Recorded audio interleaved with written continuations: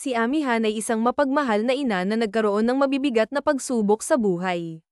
2 taon na ang nakalipas nang pumanaw ang kanyang asawa dahil sa komplikasyon sa diabetes, isang sakit na matagal nilang nilabanan bilang pamilya.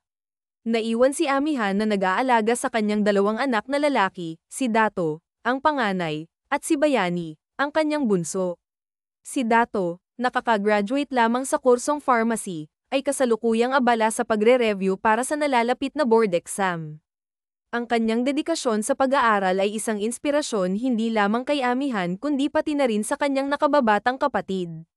Samantala, si Bayani naman ay nasa 3 taon ng kolehiyo at kasalukuyang kumukuha ng dentistry, isang propesyon na labis na ikinatutuwa ni Amihan dahil ito rin ang kanyang larangan.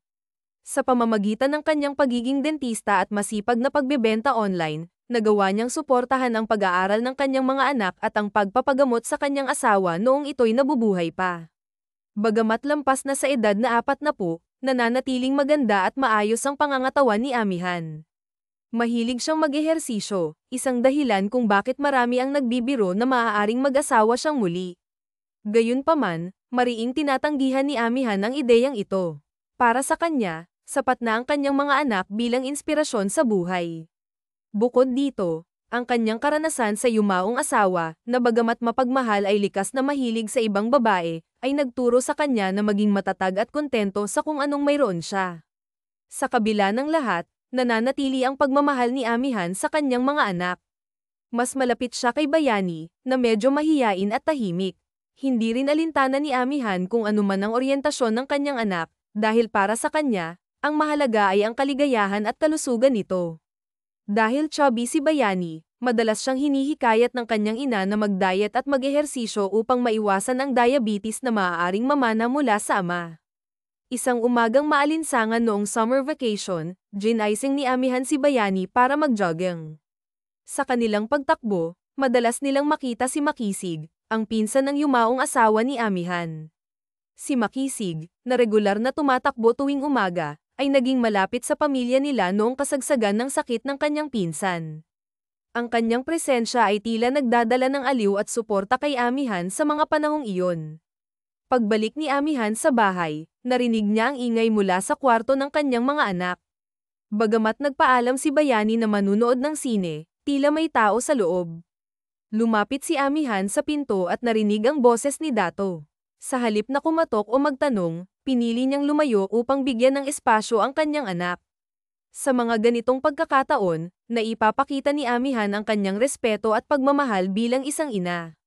Nagpalit ng kasuotan si Amihan, suot ang kanyang cycling shorts at halter top. Nang mapatingin siya sa salamin, napansin niya ang hubog ng kanyang katawan, partikular na ang bahagi na madalas tuksuhin ng kanyang mga kasamahan sa Zumba. Hindi niya maiwasang mapangiti sa mga biro ng mga ito, lalo na't sinasabing bihira ang babaeng nabibiyayaan ng ganoong kagandahan.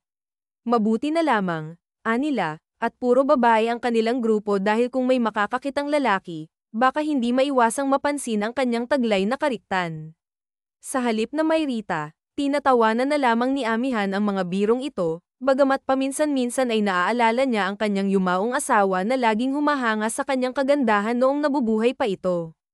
Habang nalulunod sa kanyang mga iniisip, hindi niya namalayang nadadala na siya ng kanyang guni-guni. Naputol lamang ang kanyang pagmumuni-muni nang marinig niya ang boses ni Dato mula sa labas. Agad siyang lumabas upang kumustahin ang kanyang panganay. Sa kanyang paglabas, laking gulat niya nang makita si Dato na may kasamang babae. Maging si Dato at ang kanyang kasama ay tila nagulat din sa biglang paglabas ni Amihan. "Mommy, si Ligaya po, girlfriend ko," ani Dato na tila nahihiya.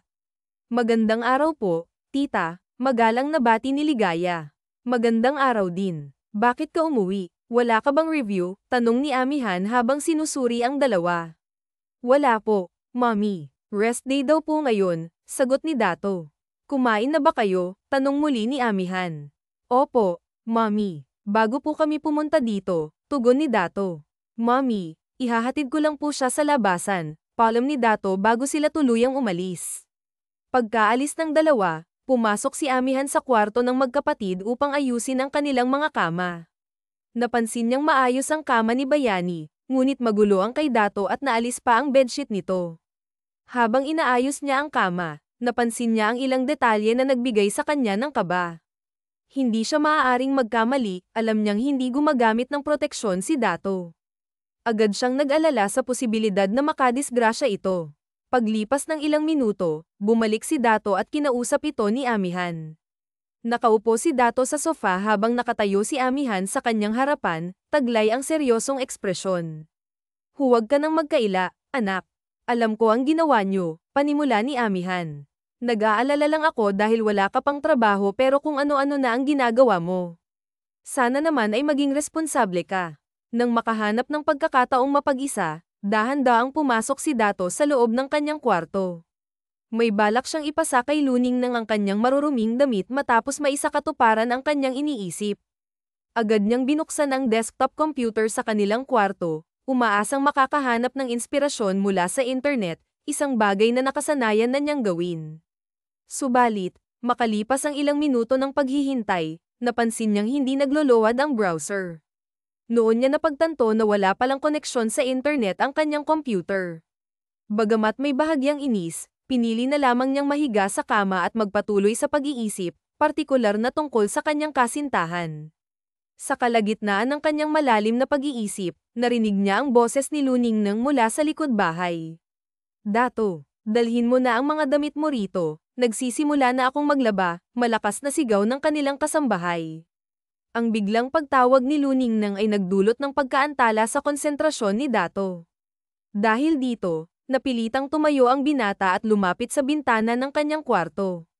Halos katapat ng kanyang bintana ang laundry area, kaya't naisip niyang sa bintana na lamang iabot ang maruruming damit upang hindi na kailangang lumabas.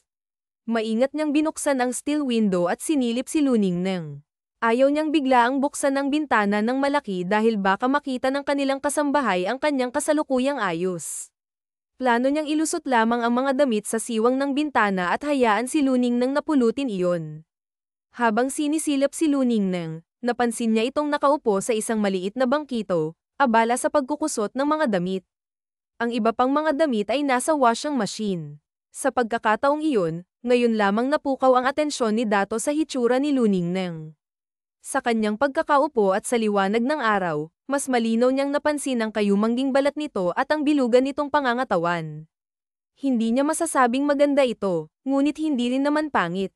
Tinatayang nasa mahigit 30 anyos na ito, at ang alam niya ay may asawa at anak na naiwan sa probinsya.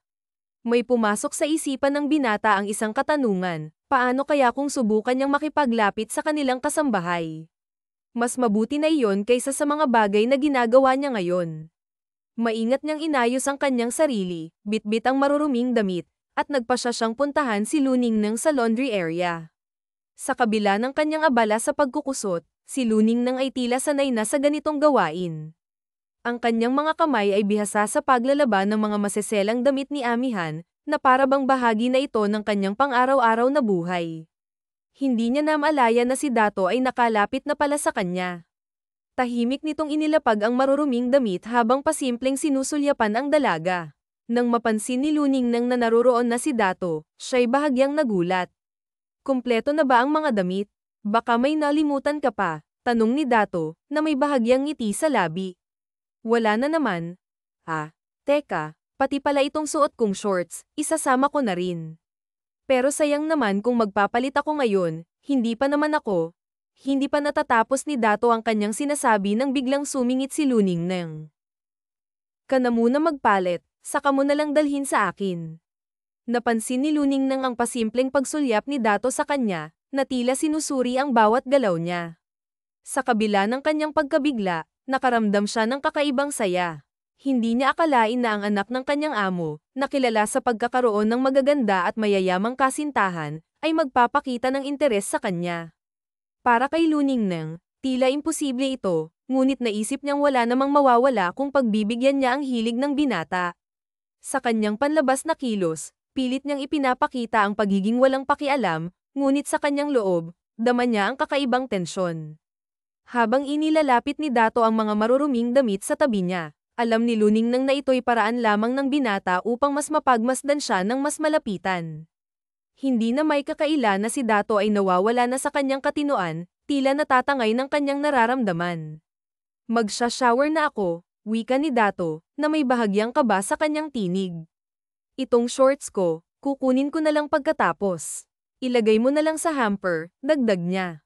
Matapos ang ilang minuto, natapos na ni Luningning ang kanyang ginagawa. Tumayo siya, banlawan ang mga kamay, at pumasok sa bahay upang kunin ang shorts na iniwan ni Dato. Samantala, si Dato naman ay nagmadaling humiga sa kama, nagkunwaring natutulog, at sinadya niyang iwanang bahagyang nakabukas ang pinto ng kanyang silid. Gusto niyang makita kung ano ang gagawin ni Luningning kapag siya'y nagkunwaring walang malay. Habang pinapanood niya si Luningning mula sa siwang ng bintana, naramdaman niya ang kakaibang pananabik. Sinusubukan niyang basahin ang bawat kilos ng dalaga, na tila nagiging mas maingat at mas kalkulado ang bawat galaw. Sa mga sandaling iyon, tila naglalaro ang tadhana sa kanilang dalawa. Hinanap ni Luningning ang damit ni Dennis sa hamper pero wala ito doon. Sinubukan din niya itong tignan sa banyo. Pumunta si Luningning sa kwarto ni Dennis para tanungin ito. Nakita niyang bukas ang pintuan kaya sumilip siya. Napalunok si Luningning sa nakita. Nakatihaya si Dennis sa kama. Halos 1 taon na nang huling magbakasyon si Luningning kaya matagal na rin siyang walang dilig. Kanina ay nagpakita ng interes sa kanya ang anak ng kanyang amo kaya naisipan niyang patulan ito. Kung sakali ay ito ang pangalawang beses niyang pagpatol sa iba. Nung bago pa lamang siya namamasukan ay pumatol din siya sa nagde-deliver sa kanila ng mineral water. Pero iba si Dato. Bukod sa may itsura ito ay mukhang magaling ito. Naririnig kasi niya ang ingay ng GF nito kapag isinasama ito ni Dennis sa bahay. Halo-halo ang emosyon na nararamdaman ni Luningning ng sandaling iyon. Kinakabahan siya dahil baka mapahiya siya kapag hindi siya pinatulan ni Dato. Pumasok si Luningning sa kwarto at pinulot ang damit ni Dato. Sinasadya ni Luningning na gumawa ng ingay para magising ang binata. Ayaw kasi niya na siya ang maunang gumawa ng hakbang. Nakapikit ang mata ni Dato at hinihintay kung ano ang susunod na hakbang na gagawin ni Luningning. Inaasahan niya na gagawa na ito ng hakbang pero naiinip siya ay wala pa ring nangyayari. Bahagyang nagmulat ng mata si Dato at nakita niya si Luningning na nakatalikod sa kanya. Nakaipit sa kilikili nito ang hinubad niyang short habang isasampay ng maayos ang tuwalya na ginamit niya sa pagsha-shopping. Natutulog. Ay sorry, naabala ko ang pagtulog mo. Okay lang, sagot ni Dato na napatulala kay Luningning. Ito lang ba ang lalaban ko? Baka may nalimutan ka pa, tanong ni Luningning na pasulyap-sulyap kay Dato habang nakahiga ito sa kama. Pwedeng pakilabas na rin yung medyas ko. Nasa loob ng rubber shoes ko, sagot ni Dato na ngayon ay bumabangon at umalis sa kama. Muling tumalikod si Luningning at hinanap ng mata ang rubber shoes ni Dato. Nakita niya iyon sa sulok ng kwarto. Nilapitan niya iyon at tumungo para damputin ang sapatos. Kasunod naman ni Luningning si Dennis, nakatitig siya habang nasa likuran ng kanilang maid na bahagyang nakatungo. Lalong hindi makapag-isip ng tama ang binata. Kailangan na maituloy kahit na ano ang mangyari. Hinawakan ni Dato ang balakang ni Luningning. Dato, anong ginagawa mo? Tanong ni Luningning na kunwari ay nagtataka. Pero ang totoo ay nagpapakipot lamang siya. Ate Luningning, pagbigyan mo ako. Pwede ba? Ha, baka mahuli tayo. Mamaya pa naman uuwi sina Mommy at Bayani. Sige na. Naglalaba ako, di ko matatapos yun. Saglit lang naman tayo. Nakalauna pa lang. Pasado 5:00 pa darating sina Mommy, katwiran ni Dato na ngayon ay inaakay na si Luningning papunta sa kama. Doon ay hindi na nga nila napigil pa ang damdamin ng bawat isa at kusang nagpaubaya sa kung anong bagay man ang dapat na mangyari. Sana noon pa natin ginawa to. Mula ngayon, palagi na natin tong gagawin basta may pagkakataon.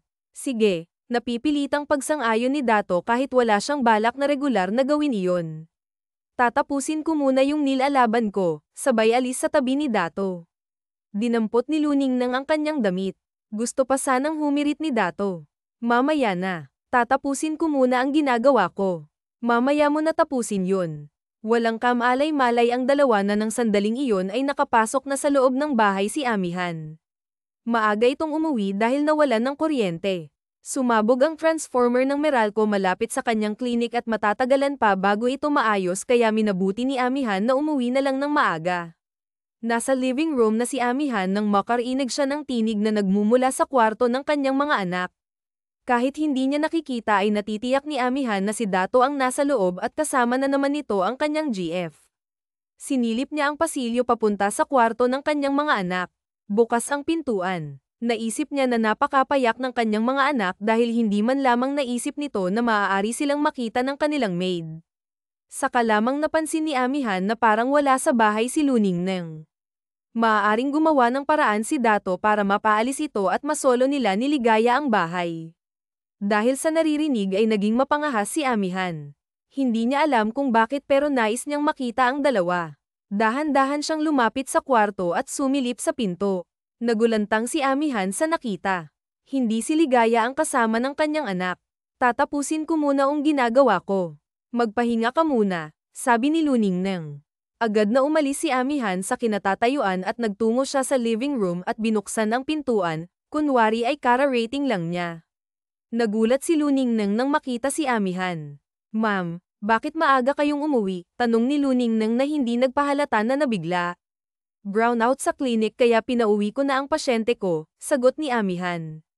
Naglalaba po ako. Siya nga pala, nasaan si Dato? Naroon sa kwarto niya, sabi ni Luningneng. Bakit kaya umuwi? Sige at mamaya ko na lang kakausapin, magpapahinga muna ako. Paalam ni Amihan na tumuloy na sa kwarto upang magpalit ng damit. Nakahinga ng maluwag si Luningneng. Ang buong akala niya ay hindi sila naabutan ng kanyang amo. Tumuloy na siya sa laundry area at nagpatuloy sa paglalaba. Nanghihinayang si Luningneng dahil balak pa naman niya na muling makaisa kay Dato kapag natapos na siya sa paglalaba. Samantala sa kwarto ay hindi na nagawang magbihis ni Dato dahil napagod siya ng husto. Bahagya din siyang nakadama ng pagsisisi dahil pinatulan niya ang kanilang maid. Isang bagay na hindi niya pwedeng ipagmalaki sa kanyang mga kaibigan dahil pawang magaganda at sexy ang mga babaeng nakasama na niya. Pero isang bagay ang hindi niya maitatanggi, isa si Luningneng sa babaeng masarap makasama. Siguro ay dahil may asawa na ito at bihasa. Iniwan ni Luningneng na bukas ang pintuan ng kanyang kwarto pero hindi na nag-abala ang binata na isara iyon dahil ang buong akala niya ay sila lang ni Luningneng ang tao sa bahay. Samantala ay atubili si Amihan sa kabilang silid. Gusto niyang kumprontahin ang kanyang katulong at si Dato, pero nagdalawang isip siya dahil ayaw niya na may bumagabag sa isip ng kanyang anak dahil nalalapit na ang pagkuha nito ng board exam baka pa ang maging dahilan para bumagsak ito sa pagsusulit. Saka na lang niya kakausapin ang dalawa pagkatapos ng exam. Hindi niya akalain na may ginagawang milagro ang dalawa dahil hindi naman nagpapansinan ang mga ito. Kinatatakot ni Amihan na baka makabuo ang dalawa. Hindi niya akalain na malandi pala si Luningneng, pero nakadama siya ng pagkainggit sa katulong dahil nasaksihan ni Amihan na lubos ang kasiyahan ang naranasan ni Luningneng. Naalala tuloy ni Amihan ang kanyang namayapang asawa. Dito marahil nagmana si Dato, kahit sinong babae ay pinapatulan nito basta sinumpong.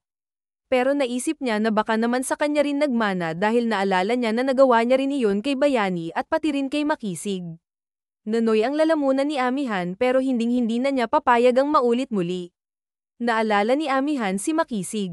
Matagal siyang umiiwas dito. Maaari niyang ituloy ang naudlot dito kahit isang beses lang para kahit paano ay mabawasan ang pagkalungkot niya. Nanatili sa kwarto si Amihan at paglipas ng halos isang oras ay hindi na makapagpigil si Ginang dahil sa kanyang nasaksihan. Lumabas siya ng kwarto para maghanap ng magagamit sa kusina. Paglabas niya ay nakita niya na bukas ang kwarto ni Dato, bagay na hindi niya napansin kanina. Naisipan ni Amihan na puntahan ang anak para tanungin kung bakit ito umuwi. Isa pa ay nagbabaka sakali para maiwasan ni Makisig ang pagtingin kay Amihan, sinenyasan nito ang kanyang asawa na sa labas na lamang siya maghintay. Matapos mag-zumba ay nagpalit ng damit si Amihan, at ang asawa ni Makisig, hindi maiwasan na pag-usapan pa ng dalawa ang panakaw na pagsulyap ni Makisig kay Amihan. Napansin mo ba ang asawa ko kanina? Tingin ng tingin sa'yo. Pasensya ka na sa kanya, ha? Sabi ng asawa ni Makisig. Di ko napansin. Tsaka bakit ako magagalit? Talagang ganun, iskandalosa kasi itong ano ko, sagot ni Amihan. Babalitaan na lang kita kapag nagkita ulit tayo. Ikukwento ko kung ano ang naging epekto niyan sa asawa ko, sabi ng asawa ni Makisig sabay tawa ng malakas. Isang umaga ay muling nagkita si Makisig at Amihan habang nagjo-jogging. Naiwan sila ni Bayani dahil napagod si Amihan at naglakad na lamang ito habang kasabay si Makisig. Binanggit ni Makisig na gusto niyang ipaayos ang kanyang ngipin dahil nagkaroon iyon ng crack, at sinabi ni Amihan kung anong araw dapat pumunta si Makisig sa klinika para kakaunti ang pasyente. Sa Zumba session ay muling nagkita si Amihan at ang asawa ni Makisig, at pagkatapos mag-Zumba ay ikinwento nito na sabik ang kanyang asawa noong gabing iyon, para daw itong nakainom ng pampaganya. Biniro tuloy nito si Amihan na kung maaari ay makunan ito ng litrato sa phone para ipakita daw kay Makisig at nang sa ganun ay maging ganado ito. Napatawa na lamang si Amihan at hindi niya sineryoso ang sinabi ng asawa ni Makisig. Sa araw ng pagpunta ni Makisig kay Amihan sa klinik, hindi nakasama ang asawa ni Makisig dahil sinamahan daw nito ang anak sa pagkuha ng entrance exam sa school. Nakaupo sa dental chair si Makisig at inaayos ni Amihan ang ngipin nito. Nagpaalam ang assistant ni Amihan na may bibilhin dahil wala naman daw pasyente kaya naiwan ang dalawa. Malapit nang matapos sa kanyang ginagawa nang mapansin ni Amihan ang siko ni Makisig na nakadikit pala sa harapan. Hindi niya alam kung sinadya iyon ni Makisig pero eksakto ang braso. Hindi alam ni Amihan ang dahilan pero nagsimulang matuyo ang kanyang lalamunan. Mabuti na lamang at natapos na ang kanyang ginagawa dahil nag-uumpisa ng manggatal ang kanyang mga kamay. Niligpit ni Amihan ang kanyang mga gamit. Kasalukuyan na siyang naghuhugas ng kamay nang lumapit sa likuran niya si Makisig. Pakitingnan mo nga ito, sabi ni Makisig sabay nganga. Nang humarap sa kanya si Amihan, ano ka ba? Sana kanina mo pa pinatingnan iyan habang nakaupo ka sa dental chair, sabi ni Amihan at tinignan ang bibig ni Makisig. Okay naman, dugtong ni Amihan sabay talikod para muling maghugas ng kamay. Thank you, sabi ni Makisig sabay halik sa ulo ni Amihan. Naramdaman ni Amihan ang pagkakadikit sa kanya ni Makisig. Nakabestida siya. Maghuhugas ka ba ng kamay? Hindi ito ang gusto ko. Huwag. Bitawan mo ako, sabi ni Amihan habang nagpupumiglas pero bingi si Makisig. Patuloy ito habang yakap ito mula sa likuran. Patuloy sa pagpupumiglas pero hindi tumigil si Makisig dahil alam niya na isip lamang ni Amihan ang tumatanggi. Makisig, tigilan na natin ito. Baka bumalik yung assistant ko. Natuwa si Makisig sa narinig dahil ibig sabihin ay payag na si Amihan, hanggang sa narinig nila ang pagbukas ng pintuan ng klinik. Walang ibang makakapasok doon kundi ang assistant ni Amihan dahil kondado iyon at tanging ito lamang ang may susi. Nagmamadali ng inayos ng dalawa ang kanilang mga sarili at eksakto na pagpasok ng assistant ni Amihan ay nadatnan nito na naghuhugas ng kamay ang babae, samantalang si Makisig ay nasa CR nagtago. Pagkatapos noon ay pilit nang iwasan ni Amihan si Makisig. Nakonsensya siya dahil kaibigan niya ang asawa nito, isa pa ay bayaw rin niya ito dahil pinsan ito ng kanyang namayapang asawa. Bukod sa magkababata at magkaibigang matalik ang dalawa, pero may hangganan din ang pagpipigil ng bawat tao. Natural lamang na makaramdam ng pagkasabik si Amihan, at isang gabi ay kailangan niyang paalpasin ang kanyang nararamdaman. Palibhasa ay nagsosolo siya sa kwarto ngunit parang may kulang pa rin, kahit labag sa kanyang kalooban ay napilitan si Amihan na kunin ang kanyang cellphone. Tatawagan niya ang asawa ni Makisig at kunwari ay magpapasama siya kay Makisig, pero hindi niya makontak ang number kaya walang nagawa si Amihan kung hindi mag-isip ng ibang paraan para maibsan ang pag-iinit. Naalala niya na kaninang tanghali ay bumili ng talong ang kanyang maid dahil balak kasi niyang magtorta kinabukasan dahil iyon ang paborito ng kanyang mga anak. Lumabas ng silid si Amihan at kinuha sa refrigerator ang supot kung saan nakalagay ang mga talong. Nang makapili ay dumiretso na sa kanyang silid. Makaraan ng ilang oras ay naging abala na siya nang biglang kumatok sa pintuan si Bayani. Hindi malaman ni Amihan ang gagawin, nalimutan niya na hindi nakalak ang pintuan. Anumang sandali ay papasok na ang kanyang anak kaya sa katarantahan ay itinago niya ang kumot at nagtakip. Nabuksan ang pinto at pumasok si Bayani. Tumabi ito sa kanya at nakasimangot na humiga sa kama. Bakit nakasimangot ka? Tanong ni Amihan na hindi mapakali. Kasi kuya kasi, naasar ako. Bakit daw wala akong girlfriend? Siguro iba din daw ako. Hindi ka pa nasanay sa kuya mo. Lagi ka naman yan inaasar. Nakakainis kasi. Anong magagawa ko kung hindi ako nagkagusto sa girl? Bakit naman ayaw mo sa girl? Ano ba ang gusto mo? Ewan ko, di ko alam. Ayaw kong manliwa. Hindi ka ba nagkaka-crush sa girl?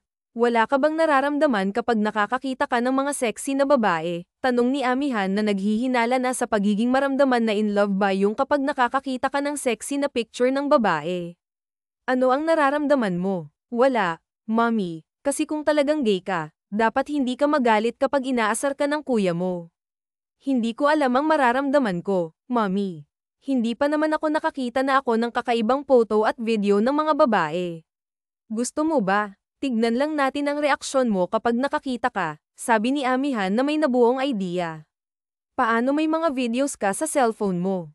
Ikuha mo muna ako ng tubig at nauuhaw ako, utos ni Amihan na nagsisimulang matuyo ang lalamunan. Paglabas ni Bayani ay tatayo sana siya nang sumilip si Dennis sa pintuan. Nagtanong ito kung nasaan si Bayani. Inutusan kong kumuha ng tubig. Bukas ay mag-uusap tayo, Dato. Pigilan mo na ang pang-aasar sa kapatid mo. Nakakainis kasi siya, ayaw magpakalalaki.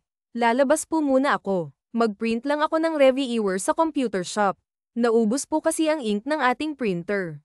Huwag kang magtatagal. Pagkaalis ni Dennis sa pintuan ay agad naman pumasok si Bayani. Ibinigay ni Bayani ang tubig at habang nakaupo sa kama ay umiinom si Amihan. Balak sana ni Amihan na hanapin ang katalog ng Avon na hiniram niya sa isang kaibigan, pero hindi niya matandaan kung saan niya naitago yon. May mga pictures kasi doon ng mga babae at iyon ang balak niyang ipakita sa kanyang bunso. Hindi niya magawang maghanap dahil kapag tumayo siya ay makikita nito ang kanyang sitwasyon. Biglang naalala ni Amihan noong pinagagalitan niya si Dato, sumulyap ito sa kanya. Maaari na naapektuhan si Dato. Pwede siguro na subukin niya kay Bayani kung maaapektuhan din ito. Jimmy, may gagawin ako. Walang makakaalam na kahit sino. Ito ang pagbabasehan ko kung pusong babae ka o hindi. Ano yun? Huwag na kaya, di na siguro kailangan. Saglit lang to. Pumikit ka at huwag kang magmulat hanggat di ko sinasabi. Tumayo si Amihan at nag-anda. Okay, magmulat ka na. Oh, bakit ganyan ka? Feeling mo mali ka, Mommy, mataray na tanong ni Bayani. Wala kasi akong photo ng babae. Nag-improve naman ang mga tanong mo. Ganyan ka na ba kadesperado para lang matiyak kung lalaki ako, sagot ni Bayani na biglang tumayo. Ayan magkatulad na tayo. May epekto ba sa'yo? Tanong ni Bayani na bumungis-ngis. Humiga si Bayani sa siya na maalis ang kanyang nararamdaman kung sakali na malibang siya sa pakikipag-usap. Patungo na si Amihan sa kwarto. Wala siyang kamalay-malay na nakahiga si Dato sa kama at walang kahit anuman. Biglang tumunog ang kanyang phone, nakapatong iyon sa lamisita sa living room. Bumalik si Amihan at kinuha ang kanyang phone. Si Makisig ang nasa kabilang linya. Hello, Amihan. Bakit sarado ang klinik mo? Narito ako ngayon. Nawalan kasi ng kuryente kaya umuwi na ako. Bakit? Tanong ni Amihan habang mabilis na tumitibok ang kanyang dibdib. Tanggal kasi yung pasta na nilagay mo. May nakagat kasi akong maliit na bato. Mas mabuti siguro ay sa ibang araw ka na lang magpaayos ng ngipin. May kuryente na kasi dito. Baka naman pwede na ngayon. Naisip ni Amihan na umuwi na ang kanyang assistant at wala ding pasyente na pupunta dahil na-cancel na ang appointment ng mga ito sa kanya. Sila na lamang ni Makisig ang tao sa klinik. Mas lalong kinabahan si Amihan. Ito na ang tamang pagkakataon para maibsan ang kanyang hinahanap-hanap. Agad nag-ayos si Amihan at nagpaalam kay Luning nang namuli siyang babalik sa klinik. Nang sandaling iyon ay nagsasampay na si Luning nang, lihim na nagalak ito dahil may ilang oras pa na solo nila ang bahay. Matapos magsampay ay agad itong pumunta sa kwarto ni Dato. Nakahiga si Dato sa kama. Naghanda si Luning nang at pagkatapos ay tumabi kay Dato. Samantala, ay naglaho ang pananabik ni Amihan nang datnan niya si Makisig na kasama ang asawa nito habang hinihintay siya. Ang buong akala ni Amihan ay walang kasama ang lalaki. Walang imikan ang dalawa habang inaayos ni Amihan ang ngipin ni Makisig. Naghihintay ang asawa ni Makisig na si Alon sa waiting area ng klinik at tahimik itong nagbabasa ng magazine. Malapit nang matapos si Amihan nang maramdaman niya na damaykit ang siko ni Makisig. Hindi umiimik si Amihan at ipinagpatuloy ang kanyang ginagawa. Manaka-naka ay sumusulyap siya sa pasilyo papunta sa waiting area dahil baka pumasok si Alon. Lumipas ang ilang minuto at tapos na si Amihan pero nagkunwari siyang may inaayos pa. Hindi nagtagal ay sinabi ni Amihan na tapos na sila at inayos na ni Amihan ang kanyang mga gamit. Eksakto na pumasok si Alon na bahagyang ikinagulat ng babae dahil muntik na silang maabyutan ng asawa ni Makisig. Tapos na ba? Aalis muna ako. Nalimutan ko na may bibilhin nga pala ako sa grocery. Palem ni Alon. May sangi pa ang aayusin ni Doktora Amihan. Gaano katagal pa, sis? Tanong ni Alon habang nakatingin kay Amihan. Mga 1 oras pa siguro o higit pa, sagot ni Amihan. Sige, babalik na lang ako. Makalipas ang 1 oras, nakakainip dito, sabi ni Alon. Inihatid ni Amihan si Alon papalabas ng klinik. Nang sandaling iyon ay natataranta na si Amihan sa kasabikan. Kung maaari lamang ay ipagtutulakan niya si Alon para makaalis na agad ito. Sis, ikaw na ang bahala sa asawa ko, sabi ni Alon sabay kindat kay Amihan. Siguro ay guilty lamang si Amihan kaya nang komandat si Alon ay pakiramdam niya na alam nito ang maaaring mangyari habang sila lamang ni Makisig ang may iwan sa klinik. Paglabas ni Alon ay tiniyak muna ni Amihan na nakasakay na ito bago niya isinara ang pinto ng klinik. Pagkatapos ay agad na ikinandado iyon. Hindi niya namalaya na nasa likuran na pala niya si Makisig at agad siyang niyakap sabay halik. Ano ka ba? Para kang mauubusan. Sabik na ako sa'yo. Huwag tayo dito. Baka may sumilip sa bintana. May maliit na silid si Amihan sa klinik. Doon siya nagpapahinga kapag wala siyang pasyente. Pagpasok nila sa loob ay agad na niyakap ni Makisig at inihiga sa kama at doon ay ibinuhos nila ang kanilang maliligayang sandali na magkasama.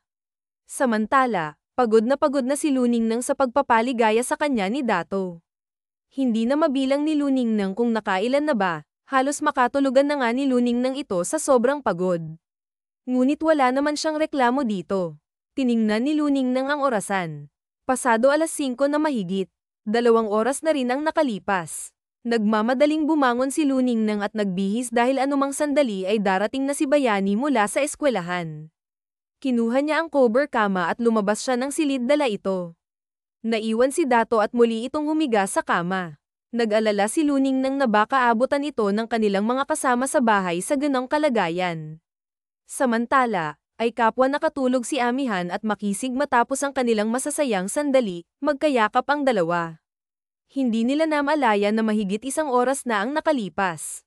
Biglang naalimpungatan si Amihan nang tumunog ang kanyang cellphone. Nag-text si Alon. Pakisabi daw kay Makisig na paparating na siya. Tinatawagan daw niya ito pero hindi sumasagot. Marami daw namimili sa Super Makisig kaya natagalan siya. Nagmamadali nang nagbihis ang dalawa. Nagpaalam si Makisig na maghihilamos muna at magsisipilyo sa banyo dahil baka mahalata daw ni Alon. Ginantihan naman iyon ni Amihan ng pinong kurot sa tagiliran ng lalaki.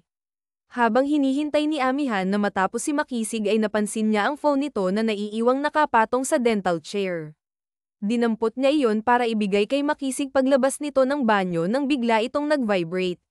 Naka-silent pala iyon kaya hindi narinig ni Makisig na tumatawag ang kanyang asawa. Tutal ay kaibigan naman niya si Alon, pananggahasan na ni Amihan na sagutin ang tawag para sabihin dito na nasa banyo si Makisig.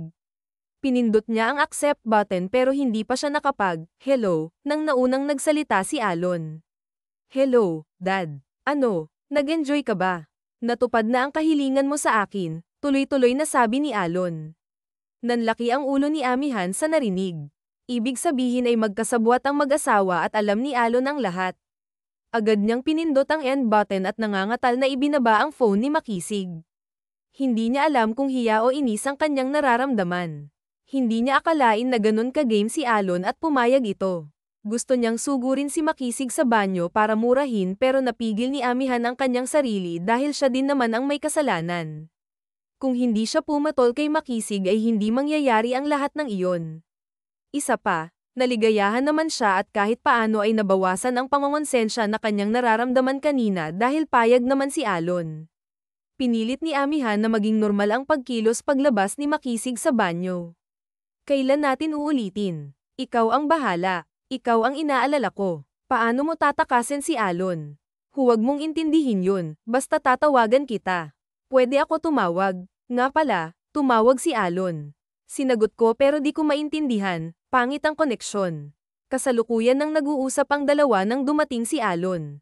Halata na pinipilit nitong maging normal ang pagkilos. Magkano lahat ang babayaran ko? Tanong ni Alon.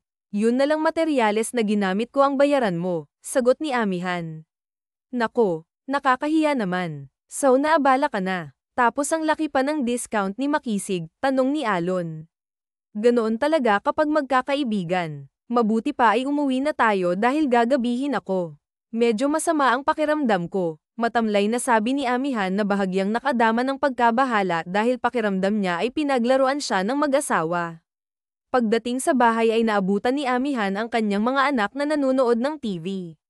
Hindi na naghapunan si Amihan, agad siyang nag-shower at pagkatapos ay nagpahinga na dahil napagod siya sa nangyari sa kanila ni Makisig. Samantala ay pasulyap-sulyap si Luningnang kay Dato. Nagtitiklop ng mga nilaban na mga damit ang katulong at hindi nito maiwasan na masdan ang anak ng kanyang amo habang nanonood ito ng TV. Napapansin ni Luningnang na mukhang nawalan na ng interes sa kanya ngayon ang anak ng kanyang amo. Hindi ito tumitingin sa kanya at halata na iniiwasan siya nito. Kung sa bagay ay ganoon talaga ang turing ni Dato sa kanya bago pa man siya nakuha nito. Lumipas ang ilang linggo, natapos na sa pagkuha ng board exam si Dato. Tambay muna siya sa bahay habang hinihintay ang resulta ng kanyang exam. Hindi na muli na ulit ang kay Dato at Luningnang dahil ilang araw matapos nang nangyari ay pansamantalang nagbakasyon si Luningnang dahil nagkasakit ang asawa nito. Palibhasa ay relax na ngayon si Dato dahil pakiramdam niya ay pasado siya sa board exam, muli niyang naiisip ang may makasamang babae. Nagkataon naman na hindi pa rin bumabalik si Ligaya mula sa Davao kaya nakontento na lamang muna siya sa kanyang sarili. Pero may hangganan ang lahat dahil habang tumatagal ay lalong hinahanap-hanap iyon ni Dato. Wala naman siyang pera para kumuha ng pwedeng upahan, isa pa ay natatakot din siyang mahawa ng sakit. Lalong lumala ang sitwasyon dahil nang huling mag-usap si Dato at Ligaya ay sinabi ng babae na matatagalan pa bago siya makabalik mula sa Davao. Bukod sa school ay naging abala naman si Bayani sa youth civic activities kapag weekend kaya halos hindi na ito tumitigil sa bahay. Isang araw ay ginabi ng pag-uwi si Amihan mula sa pagsusuma dahil napilitan siyang sumama sa mag-asawang Makisig at Alon na mag-dinner.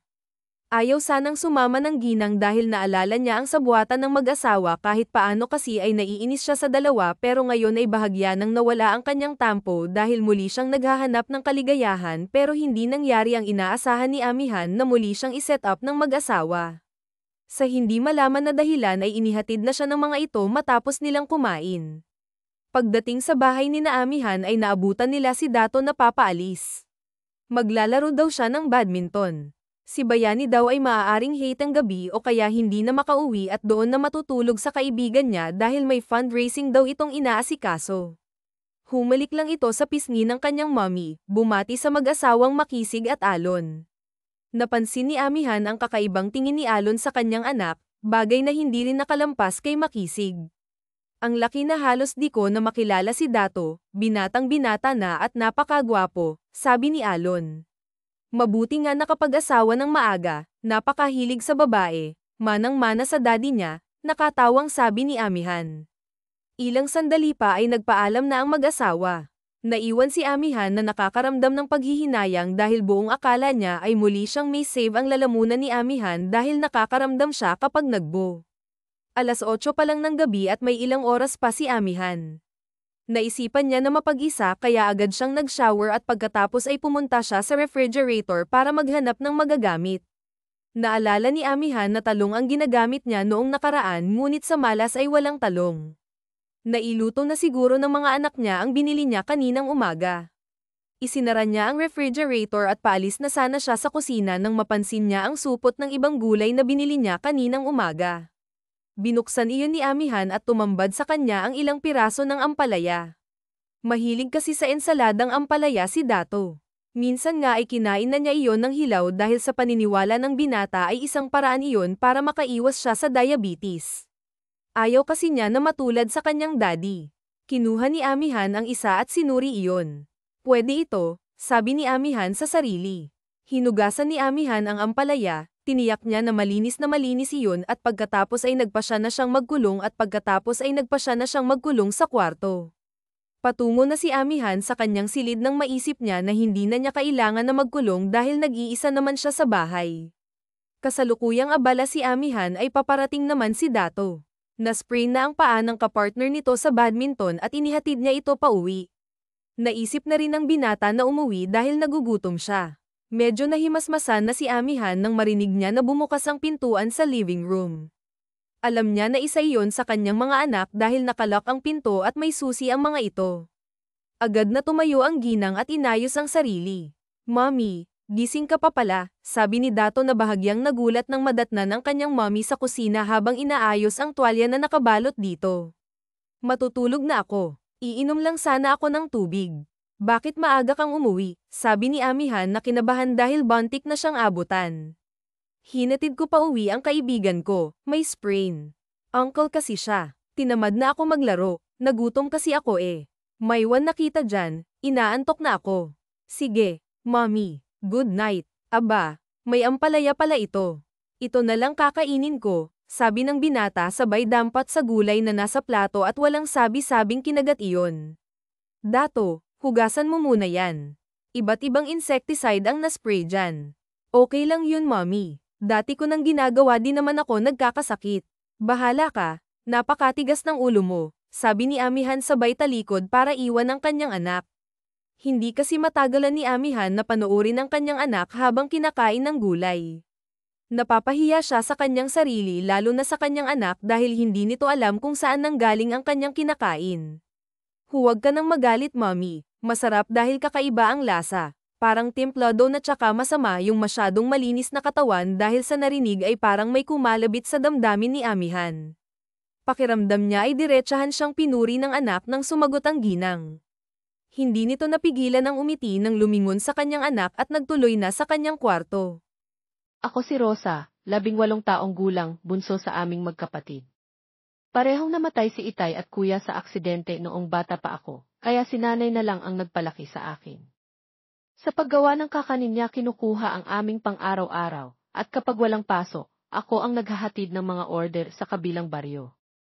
Isang Sabado ng hapon, nagmadali akong dumaan sa gubat, ang shortcut na ipinagbabawal ni nanay, para dalawin ang kaklase ko. Habang naglalakad, bigla kong naramdaman ang pangingilabot sa batok.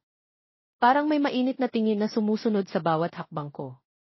Nang lingon ako, wala naman. Pero ramdam ko pa rin ang presensya ng isang lalaki. "Saan ka ba galing, bata ka?" Sigaw ni nanay nang bigla siyang sumulpot sa harap ko, halos mabasag ang tenga ko sa pagkurot niya sa tagiliran ko. "Nay, dinalaw ko lang po si Marie sa kabilang baryo." "Gago ka ba? Ilang beses ko nang sinabing huwag dito sa gubat. Baka ano nang mangyari sa'yo?" Hindi na ako umimik. Alam kong galit na galit siya. Kinagabihan, habang naghugas ako ng pinggan sa kusina, bigla kong naramdaman ang init sa likod ko. Parang may humihinga sa batok ko. Nang lingon ako, wala. Pero may naramdaman ako. "Tapos ka na ba dyan?" sigaw ulit ni nanay mula sa sala. "Opo, nay." "Patayin mo ang ilaw at isara mo ng maigi ang pinto." Nang matapos ako, mabilis akong umakyat sa kwarto. Pero sa dilim ng hagdan, parang may humawak sa hita ko, ang init ng palad, ang lakas ng pagkapit. Napaigtad ako. "Sino iyon?" Walang sumagot. Kinabukasan, inutusan ako ni nanay na maghatid ng kakanin sa kabilang baryo. Sa daan, nakita ko si Mang Tomas, ang kumpare ni Itay, na naghahasa ng itak. "Magandang umaga po, bati ko." "Ay, Rosa." Ngumiti siya, pero iba ang ngiti niya ngayon, masyadong malapit ang tingin sa dibdib ko. "Gusto mo bang ihatid kita?" "Hindi na po, salamat." Pero habang papalayo ako, ramdam ko pa rin ang titim niya sa likod ko. Ang haba ng tingin. Pagbalik ko, naglakad ulit ako sa gubat, kahit bawal. Biglang may humila sa braso ko. "Lester." "Sa wakas, nakuha rin kita," bulong niya, ang hininga ay mainit sa tenga ko. "Matagal na kitang gustong-gusto di." Pilit niya akong hinihila palayo, papunta sa masukal na bahagi ng gubat. "Bitawan mo ako." Pero mas malakas siya. Hanggang sa, bitawan siya. Isang boses na parang kulog. Lumingon kami, si Mang Tomas, nakataas ang itak, ang mga mata ay nag-aapoy. "Umalis ka na, bago ko pagputol-putulin ang mga kamay mo," anya kay Lester. Takot na tumakbo si Lester. Pero ngayon, ako naman ang naiwan, katawan ko'y nanginginig, ang dibdib ko'y parang sasabog. Salamat po, nanginginig kong sabi. Walang anuman, ngiti ni Mang Tomas. Pero ang tingin niya ngayon, hindi na parang tito. Ang tingin niya ngayon parang lalaki. Nang ihatid niya ako sa bahay, pinainom niya ako ng tubig. Pero ang mga daliri niya ay humihipo sa balikat ko ng masyadong matagal. Sa susunod, huwag ka nang dadaan sa gubat, sabi niya. Pero kung kailangan mo ng kasama di. Ang huling tingin niya bago umalis ay nagpabalinto na sa tiyan ko. At ngayon, hindi ko alam kung sino ang mas delikado, si Lester o si Mang Tomas. Pasensya na po, sagot ko kay nanay. Sige, mauuna na ako, pagpapaalam ni Mang Tomas kasabay ng pagtayo sa kanyang kinaupuan. Kagabihan, habang abala ako sa paghugas ng aming pinagkainan, biglang lumapit sa akin si nanay, nakangiting umupo sa lamesa, at nakatitig sa kinaenestuan ko. Bakit po kayo ganyang makatingin sa akin, Nay? Tanong ko kay nanay na nooy patapos na sa aking ginagawa. Talagang ang dalaga ka na. Sayang nga lang at hindi na makikita ng itay mo, yung pagdadalaga mo, malungkot na tono ang boses ni nanay. Sayang nga po, Nay. Sana kasama pa natin sila ngayon. Naalala ko nga noon, nag-aaway kayo ng kuya mo kasi lagi kang karga-karga ng itay mo, balik tanaw pa ni nanay. Naaalala niyo na naman ang itay at ang kuya. Ako man din po kung minsan naaalala ko sila, bata pa kasi ako noon nang mawala sila. Sayang at hindi na nila makikita yung pagdadalaga mo. Bakit po kasi ang aga nilang nawala? Ang sarap sigurong maranasan na may Ernesto at kuya, yung palaging may magtatanggol sa'yo, nang hihinayang na tanong ko. Kaya ikaw palagi kang mag-iingat, lalo na't parehas na lang tayong babae dito, anak. Iba na ang panahon ngayon, pagpapaalala ni nanay. Habang nag-uusap kami ni nanay ay may maingay kaming narinig mula sa labas, tila tunog ng natumba na lata, kaya natigilan kami ni nanay at sinilip kung anong ingay na iyon. Nang makita namin, walang tao o kahit na ano yung naroroon. Dahil medyo madilim na rin ang gabi, agad na rin kaming pumasok ng bahay, at dali-daling isinara ang pintuan sa kusina at sala sabay patay ko ng ilaw at magkasabay kami ni nanay na umakyat sa kwarto. Nang sumunod na araw, naisipan kong dalahan si Mang Tomas ng ulam, ilang kilometro lang yung layo mula sa bahay namin. Naabutan ko itong nagsisibak ng kahoy banda lamang sa kanyang bahay. Mang Tomas, bati ko rito. Rosa. Anong atin? Ano ba? Yang dala mo, gulat na tanong ni Mang Tomas sa akin. Dinalhan ko po kayo ng pananghali ang ulam, nilagang baboy luto ni nanay, nakangiting sagot ko rito. Ganun ba? Teka at kukuha ako ng masasali ng lagayan, dagdag pa ni Mang Tomas. Huwag na po. Ipaghahain ko na lamang po kayo't mukhang hindi pa po kayo nanananghalian, pabirong sabi ko dito. Pasensya ka na, Rosa, hindi pa kasi ako nakakapagsaing, natatawang sabi nito. Huwag na po kayong mag-alala at ipagsasabi, sagot ko naman. Umiling na lamang si Mang Tomas sa sinabi na parang nakulitan na yata sa akin, kaya agad na akong pumunta sa kusina ng kanyang bahay na animoy pag-aari ko ang bahay, upang nooy magsaing. Naiwan naman si Mang Tomas sa labas at patuloy pa rin sa pagsibak ng kahoy. Nang main na ang sinaing, agad na akong naghain sa mesa, at kasabay nito'y tinawag ko na rin si Mang Tomas upang mananghalian. Bakit po kasi hindi kayo nakapag-asawa? Di sana po may pamilyang mag-aasikaso sa inyo ngayon, biro ko kay Mang Tomas. Nga eh. Naging pihikan kasi ako nung araw kaya sa dinami-dami ng babae dito sa ating baryo, wala akong natipuhan, saad naman ni Mang Tomas na nooy patapos na sa pagkain. Hanggang ngayon, mabilis na tanong ko. Ngayon? Meron na. Kaso sa edad kong ito, lipas na ako ng panahon. Pupwede pa kaya akong manligaw, mabilis ding sagot nito. Sabi naman po ng mga kaibigan ko sa pag-ibig daw walang edad-edad. Sino po ba yung natitipuhan nyo? Gusto nyo ilakad ko po kayo, nakangiting biro ko dito. Hayaan mo, balang araw malalaman mo rin, sagot naman ni Mang Tomas kasi sabay ang matalim na tingin nito sa akin. Kaba sa dibdib ang naramdaman ko nang makita ang matalim na pagtitig sa akin ni Mang Tomas. Ngunit dahil sa hindi naman ito iba sa akin at parang ama na rin ang turing ko sa kanya, ipinagsawalang bahala ko na lamang. Habang tumatagal, mas lalong napalapit ang loob ko kay Mang Tomas sa kadahilanang nakatagpo ako ng isang ama. Lumipas pa ang mga araw at nagpatuloy ang hindi pangkaraniwan ang ugnayan namin ni Mang Tomas. Siya bilang ama sa akin at pakiramdam ko naman bilang anak niya. Labis na ikinatuwa ni Mang Tomas na tanging siya lamang ang nakakaalam sa mga panahong iyon. Ang pagkakalapit ng loob ko kay Mang Tomas ay hindi nalingid kay inay. Minsan pa nga, habang naglalakad ako papasok ng school, ay may lalaki na sumabay sa akin, si Mark na isa sa mga binata ng aming baryo na nooy papasok rin ng school. Rosa, pwede na ba akong manligaw sa'yo? Tanong ni Mark sa akin, bit-bit ang isang libro. Sa ngayon kasi, pag-aaral ko muna yung inuuna ko kaya wala akong panahon sa di. Hindi ko pa man din natatapos ang sasabihin ay narinig ko na ang boses ni Mang Tomas na papalapit sa amin. Hoy, bata ka pa, nanliligaw ka na, bungad nito kay Mark. Hindi naman po, Mang Tomas. Anong hindi? Inis na sagot ni Mang Tomas. CJ. Sige po at mauuna na ako, pagpapaalam ni Mark sa amin. Sa takot na baka magalit si Mang Tomas, nang makalayo na sa amin si Mark, napangiti na lang ako bigla dahil sa nakita kong takot sa mukha ni Mark. Salamat po, Mang Tomas, pasasalamat ko rito. Mabuti pa, kaya ako na maghahatid at magsusundo sa'yo para hindi ka na ginugulo ng kulokoy na yon, saad ni Mang Tomas. Mabuti pa nga po. Kaya tara na po at baka mahuli na po ako sa klase ko, nakangiting sagot ko. Nagpatuloy na kami ng paglalakad patungo sa aking paaralan habang nakaakbay ang kamay ni Mang Tomas sa aking balikat. Mula noon, palagi na akong hinahatid at sinusundo ni Mang Tomas, kaya wala ni isa ang nagtatangkang lumapit man lang sa akin sa takot na makita sila ni Mang Tomas. Anak, panatag naman ako na may palaging nagbabantay at nagsusubaybay sa'yo. Ang pinag-aalala ko lang, baka katuluyan ng layuan ka ng mga kalalakihan at hindi maging normal ang pagdadalaga mo, pag-aalalang sabi ni Belen. Bata pa naman po ako, Nay, at wala pa po sa isip ko iyong magpaligaw, sagot ko naman dito. Sa pag-uusap namin ni Inay ay biglang dumating si Mang Tomas na may sunong-sunong na panggatong ng kahoy. Pinasalamatan naman ito ni Belen, bukod kasi sa may magagamit na kami sa pagluluto ng paninda ay hindi ako mahihirapan na maghanap pa nito sa kakahuyan. Habang tumatagal, nag-iba ang nakikita ni Belen sa mga kilos ni Mang Tomas.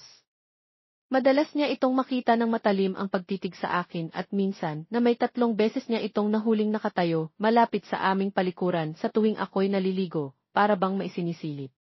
Mula noon, labis na ang pag-aalala sa akin ni Belen at sa pagiging malapit namin ang kumpare niya, palagi niya akong pinapaalalahanan na mag-ingat kay Mang Tomas. Subalit, bulag ako sa katotohanan dahil lang akala ko totoo yung pagmamalasakit na pinapakita niya sa akin.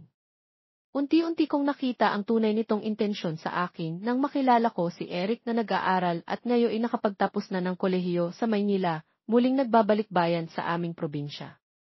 Sa una pa lamang naming pagkikita, nagpakita na ng intensyon si Eric ng pagkagusto. Sa akin na siya ko namang ikinatuwa, ngunit hindi ito sa kanya pinahalata. Sino ba naman kasing babae yung hindi magkakagusto sa kanya? Bukod kasi sa magandang lalaki na may pinag-aralan pa at may maganda na ring trabaho, hanggang sa naulit pa ng naulit ang aming pagkikita at nagpasya na nga itong manligaw sa akin. Araw-araw niya akong dinadalaw sa aming bahay at dinadalhan ng mga mamamahaling bulaklak at tsokolate. Hindi nagtagal, sinagot ko na ito na kaming dalawa lamang ang nakakaalam. Maging kay Belen, nilihim ko ang aming pagiging magkasintahan. Sigurado ka? Hindi mo na natin ipapaalam sa Belen mo yung relasyon natin, tanong sa akin ni Eric. Ayoko lang na mag-isip siya, sagot ko naman dito. Paano kung malaman niya sa iba, nag-aalala nitong sabi. Wala namang ibang nakakaalam, paano niya malalaman, nag-aalala ding sagot ko. Baka kasi magalit siya kung sakaling malaman niya pa sa iba. Wala namang ibang nakakaalam maliban sa ating dalawa, Eric, pwera na lang kung ipapaalam mo, inis na sagot ko. Pero nagkamali ako. May isang tao pala ang lihim na nakasubaybay sa amin ni Eric, isang tao na noon pala ay may pagnanasa sa akin. Nang mabatid ni Mang Tomas ang maganda naming ugnayan ni Eric, ay abot langit ang galit nito sa akin, kaya nagawa niya sa akin ang makamundo niyang pagnanasa. Isang umaga, habang papasok na ako sa eskwela, napadaan ako hindi kalayuan sa bahay ni Mang Tomas at napansin niya ako kaya agad na tinawag. Sandali lang, Rosa, tawag nito sa akin, siya namang paglapit ko sa kanya. Magandang umaga po, Mang Tomas. Magandang umaga din, mabilis na sagot niya. Ano po bang atin, Mang Tomas, nagmamadali kong sabi. May gusto lang sana ako itanong sa'yo, seryosong sagot niya sa akin. Ano po yun? Takang sagot ko naman. Halika muna sa loob sandali at baka may makarinig, yaya nito sa akin. Importante po ba yan? Baka pwedeng mamaya na lang po pag uwi ko galing school. Ba may lihim kayong relasyon ni Eric? Seryosong sabi nito sabay ang paglakad papasok ng kanyang bahay.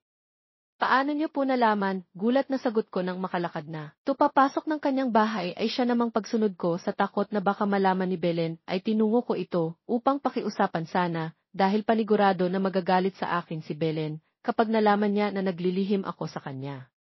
Bakit naglilihim ka? Bungad ni Mang Tomas sa akin pagkapasok ng kanyang bahay.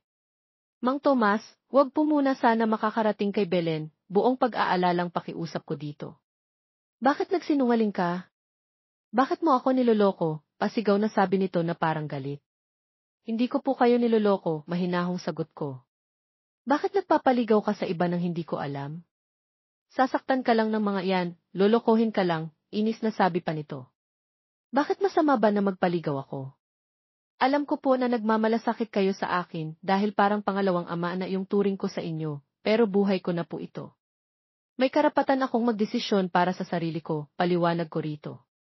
Hindi mo ako naiintindihan, galit na sagot nito sabay haulote buong lakas niya akong hinila papasok ng kanyang kwarto, kaya kahit magpupumiglas ako ay huli na sa higpit ng pagkakahawak nito sa aking braso.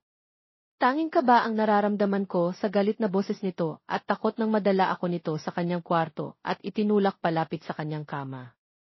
Sa lakas ng pagkakatulak, napaupo na lamang ako, sobrang takot ako dahil alam kong ibang tao na ang kaharap ko, malayo sa Mang Tomas na nakilala ko. Mang Tomas, wag po, paulit-ulit kong sinasabi sabay ang pagtayo ko sa pagkakaupo nang itutok nito sa akin ang kanyang matalim na itak. Bago ka mapunta sa iba, ako dapat ang makakauna sa'yo. Inalagaan at binantayan kita, tapos sa iba ka mapupunta? Iba ang makikinabang sa'yo. Sige na, alisin mo na yan, gigil na sabi nito sa akin habang nakatutok ang itak na hawak niya sa akin. Huwag po, maawa po kayo sa akin, nagmamakaawang sagot ko habang nakabalot ang aking kamay sa aking dibdib. Kahit ano pang pagmamakaawa, yung gawin ko ihuli na. Desidido talaga si Mang Tomas na gawin ang makamundo niyang pagnanasa. Hiniling nito na usang loob kong tanggalin ang mga sagabal sa akin. Sa takot ko, sinunod ko na lamang ang kanyang nais kahit palbag sa aking kalooban. Sa mga sandaling yon, alam ko na kung ano yung kahahantungan ko pagkatapos nito, magiging isa na ako sa ilang kababaihan na napagsamantalahan na walang kalaban-laban. Kung ayaw mong masaktan, gawin mo na lang lahat ng gusto ko, gigil na sabi ni Mang Tomas sa akin. Parang awa niyo na po, wag niyo naman pong gawin sa akin to, muli kong pagmamakaawa dito. Subukan mong mag-ingay o ang sumigaw at baka gusto mo sa'yo ko itaga tong bagong hasa kong itak. Dagdag pa nito habang hawak ang matalim niyang itak na kanyang inangat malapit sa katawan ko upang tuluyan ako matakot at magawa ang maitim niyang balak. Sa takot ko na baka patay niya ako, hinayaan ko na lang itong gawin sa akin ang mga gusto niyang gawin. Hinatak at tinulak niya ako sa kanyang kama at muli hinila ang bagay na sagabal sa akin, habang ako'y nakahiga